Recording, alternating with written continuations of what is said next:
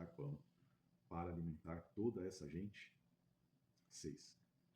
Disse isso para pôr Filipe à prova, pois já sabia o que ia fazer.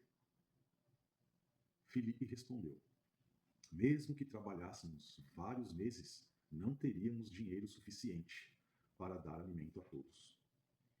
Então um de seus discípulos, André, irmão de Simão Pedro, falou: aqui está um rapaz com 5 pães de cevada e 2 peixes. Mas que adianta isso para tanta gente? 10. Jesus respondeu: digam ao povo que se sente. Todos se sentaram na grama que cobria o monte. Só os homens eram cerca de 5.000. Então Jesus tomou os pães, agradeceu a Deus e os repartiu entre o povo. Em seguida, fez o mesmo com os peixes, e todos comeram à vontade. Depois que todos estavam satisfeitos, Jesus disse a seus discípulos: agora juntem os pedaços que sobraram, para que nada desperdice. Eles juntaram o que restou e encheram 12 cestos com as sobras. Amém? Então, como sempre, né? Uma palavra breve do Pai. Em que posição a gente está na multiplicação dos pães e dos peixes? Na posição da multidão que foi alimentada, ou na posição dos discípulos que distribuíram os 5 pães e os 2 peixes? Acho que às vezes a gente se encontra nas duas posições, né? Tanto aqui está esperando uma provisão de Deus, um recurso de Deus, né? Mas também se a gente parar para pensar que Ele nos chamou, que nós somos chamados, então se somos chamados, somos também discípulos. Então aí o desafio aumenta, porque Jesus conta que a gente entenda o que é possível ser feito, não só na nossa vida, como se a gente fosse multidão, mas através da nossa vida. Ele tinha acabado de sair da Galileia, aqui no começo, né? E vários sinais falam. Ele tinha curado enfermos, e aí chegou ali a multidão seguindo, mesmo os discípulos, depois de ver tanto milagre, né, não imaginou ali o que Jesus poderia fazer, exceto o André, que deu a solução. Então, direto ao ponto. O que tem acontecido com a nossa vida? O que já aconteceu com a nossa vida? Será que a gente já viu sinais de Deus algum na época da nossa vida? Estava conversando com a Fabi, a gente estava falando sobre as coisas de Deus, e estava vindo à memória do começo da conversão, o tanto de sinais que Deus fez para nos salvar, para me salvar, para me resgatar, para me tirar do engano, para fazer eu ter coragem de se render. Quantos milagres Deus tinha feito, quantos sinais Jesus tinha feito para se revelar. E ao longo de mais de 25 anos de cristianismo, o quanto de coisas Deus já mostrou.